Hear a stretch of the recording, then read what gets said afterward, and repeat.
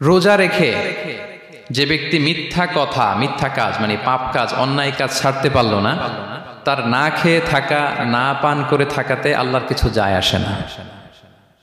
তার ওই রোজার আল্লাহর কোনো প্রয়োজন নাই। এটা জাস্ট উপোস, এটা জাস্ট অনাহার, জাস্ট আমি পানি খাইনি, আমি খাবার দাবার গ্রহণ করিনি, দ্যাটস ইট, এতটুকুই। এতে আল্লাহর কিছু যায় আসে না। এটার কোনো সিগনিফিকেন্স আল্লাহ তাআলার কাছে নাই যে রোজাও রাখলো আবার মিথ্যাও বলে, রোজাও রাখলো আবার গীবত করতেছে, রোজাও রাখে অন্যের জন্য অকল্যাণ কামনা করে, রোজাও রাখে খারাপ কাজ করতেছে, নিষিদ্ধ কাজগুলো করতেছে।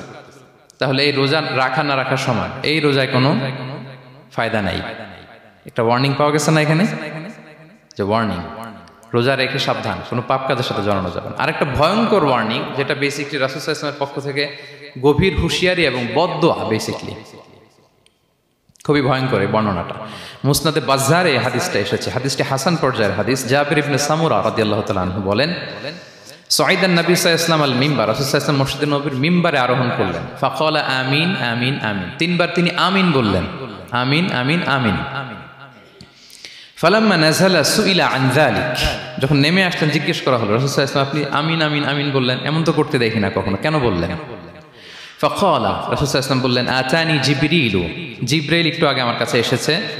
ওয়াকাল, এবং বলেছে, রহিমা আনফুমরিইন আদরাকা রমাদানা ফালাম ইউগফার লাহ, ওই ব্যক্তির ধ্বংস হোক যে রমাদান পেল কিন্তু নিজের জীবনের গুনাহ ক্ষমা করাতে পারল না। কুল আমিন, আমাকে আমিন বলতে বলা হলো। ফাকুলতু আমিন, আমি বললাম আমিন।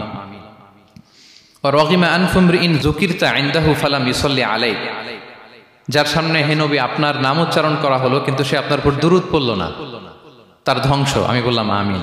রহিমা আনফু রাজুলিন আদরাকা ওয়ালিদাইহি আও আহাদাহুমা ফালাম ইউগফার লাহ, যে ব্যক্তি তার পিতামাতা উভয়কে পেল কিংবা দুজনের একজনকে পেল কিন্তু তাদের সেবা শুশ্রূষা, তাদের প্রতি ইহসান করে, তাদের খেদমত করে সে ক্ষমা পেল না, আল্লাহর পক্ষ থেকে ক্ষমা অর্জন করতে পারল না, তার জন্য ধ্বংস, আমি বললাম আমিন। সম্মানিত সুধী, রাসূল সাল্লাল্লাহু আলাইহি ওয়াসাল্লামের পক্ষ থেকে বদদোয়া, হুঁশিয়ারি এবং তাদের ধ্বংসের জন্য রাসূল সাল্লাল্লাহু আলাইহি ওয়াসাল্লাম আমিন বলেছেন। কে আমিন বলেছেন বলেন তো সবাই? কে বলেছেন?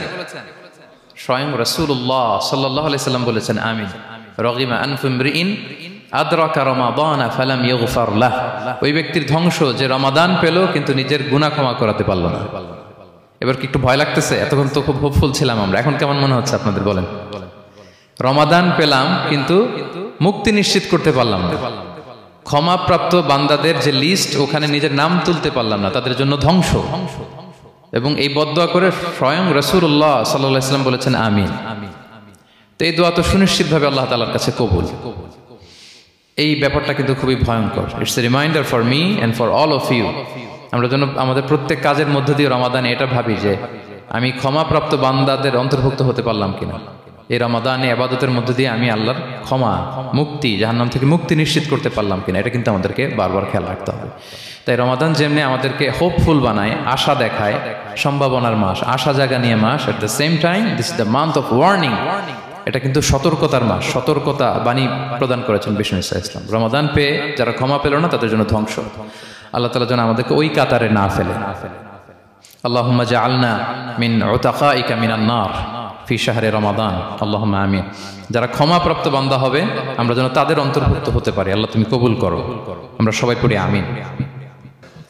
আসলে এই রমাদানে আমাদের সব ইবাদতের মধ্য দিয়ে এটা আমাদেরকে খেয়াল করতে হবে যে আমাদের রোজার মূল উদ্দেশ্যটা হাসিল হচ্ছে কিনা, দ্য প্রাইম অবজেক্টিভ, যেটা আল্লাহ আয়াতের শেষাংশে বলেছেন লাআল্লাকুম তাত্তাকুন, যাতে করে তোমরা আল্লাহ সচেতন হতে পারো, গড কনশাস হতে পারো। এটা হচ্ছে দ্য প্রাইম অবজেক্টিভ অফ সিয়াম। অনেকে বলে যে রোজার মূল উদ্দেশ্য হচ্ছে না খেয়ে থাকা, মানে ক্ষুধার যন্ত্রণা উপলব্ধি করা। No, it's not the prime objective of সিয়াম। অনেকে মনে করে যে গরিবদের কেমন কষ্ট হচ্ছে এটা উপলব্ধি করা হচ্ছে রোজার মূল উদ্দেশ্য। এরকম অনেক উদ্দেশ্যের কথা বলে, এগুলো একটাও কিন্তু রোজার প্রাইম অবজেক্টিভ না। প্রাইম অবজেক্টিভ আল্লাহ তাআলা বলে দিয়েছেন লাআল্লাকুম তাত্তাকুন, মানে যাতে করে তোমরা আল্লাহ ভীরু হতে পারো। সো আমাদের সিয়াম, কিয়াম, আমাদের সমস্ত প্রচেষ্টার মধ্য দিয়ে এই লাআল্লাকুম তাত্তাকুন অ্যাচিভ হচ্ছে কিনা এটা আমাদেরকে খেয়াল করতে হবে। যদি অ্যাচিভ হয়, so we are on the right track, তাহলে আমরা রাইট ট্র্যাকে আছি। আর যদি দেখেন যে না, এই লাআল্লাকুম তাত্তাকুনে সামথিং, মানে এখানে কোনো একটা সমস্যা হয়ে যাচ্ছে, লাআল্লাকুম তাত্তাকুন এই যে প্রাইম অবজেক্টিভটা এটা হচ্ছে না আমার, আল্লাহ সচেতনতা আসতেছে না, মানে Allah is watching me, to enhance the sense that he is watching us.